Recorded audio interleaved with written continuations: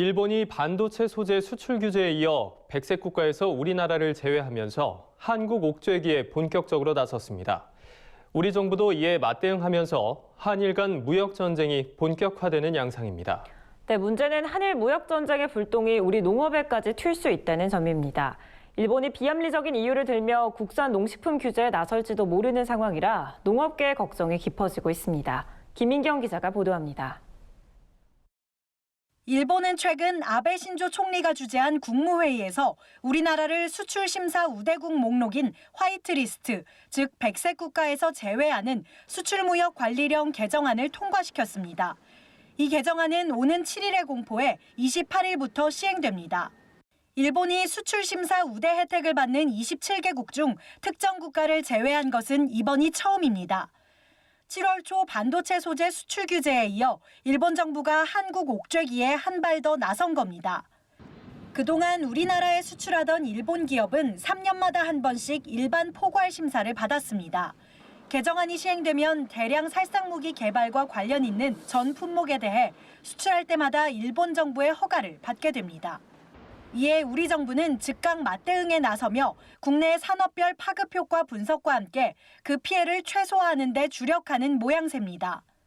농림축산식품부는 일본의 조치가 국내 농업 분야엔 당장 큰 문제를 일으키진 않을 것이라는 분석 결과를 내놨습니다. 일본의 수출 규제 대상인 전략물자 1,200여 개 품목 중 식품 등은 제외됐기 때문입니다.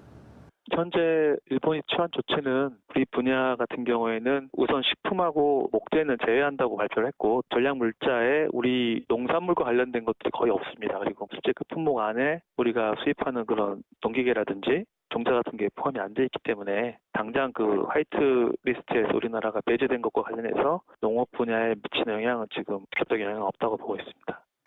문제는 한일 무역 전쟁이 장기화될 경우 농업 분야로까지 제재가 확산될 수 있다는 점입니다. 지난해 대일 농식품 수출액은 13억 2천만 달러로 우리 돈으로 따지면 약 1조 5천억 원 상당입니다. 물량으로 살펴보면 대일 농식품 수출 물량은 총 77만 1,400톤, 우리나라 전체 농식품 수출량의 18.4%에 달합니다. 파프리카는 수출 물량 중 99.5%, 토마토는 66.1%를 일본이 차지하고 있고 농기계와 종자 역시 일본 수입 의존도가 높아 농가들의 근심이 깊어질 수밖에 없는 상황입니다. 특히 농산물 안전성을 명분으로 한 비관세 장벽으로 국산 농식품 수출 규제가 우려되고 있습니다. 일본은 수입 농산물에 대한 안전성 검사가 까다롭기로 유명한 데다 잔류농약이 기준치 이상으로 검출되면 안전성 검사를 대폭 확대하는 방식을 사용하는 국가이기 때문입니다. 이에 농식품부와 지방자치단체들은 일본의 농산물 수입 규제 가능성에 대비한 대책 마련에 부심하고 있습니다. 농식품부는 최근 대일 농식품 수출 점검회의 등을 열고 대일 농식품 수출 대책과 수출국 다변화 전략을 논의했습니다. 또 전남과 경북 등 각 지자체도 수출 규제 대응 협의회 등을 발족하며 농업을 포함한 산업별 피해 최소화 대책 마련에 나설 예정입니다. NBS 뉴스 김인경입니다.